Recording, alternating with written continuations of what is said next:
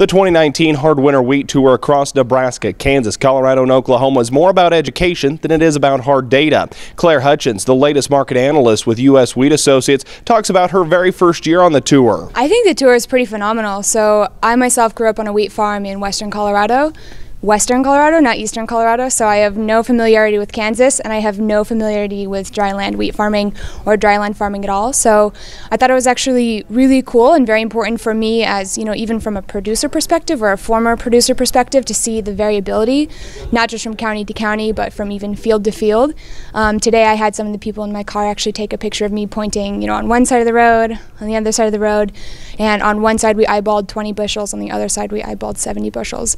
So it was really cool for me that, without the perfectly controlled conditions in the desert where we grow our winter wheat, there's just a lot of variability here that I'd not really been familiar with. So it's just really exciting for me to see how different things can be across the state, which sounds really obvious to people from Kansas, but as the market analyst at US Wheat Associates, I'm really used to looking at the big aggregate numbers. So this is the average yield for Kansas, and then I quickly zoom to Montana, quickly zoom to Oklahoma, but to really see on the ground, mile by mile, acre by acre, how different things can be.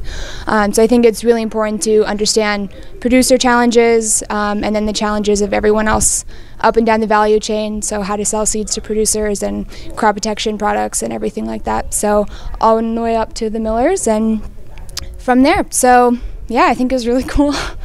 Yeah. Just 5 months into the job, Hutchins is excited about what she's learning because it's giving her a better perspective when she analyzes the markets going forward.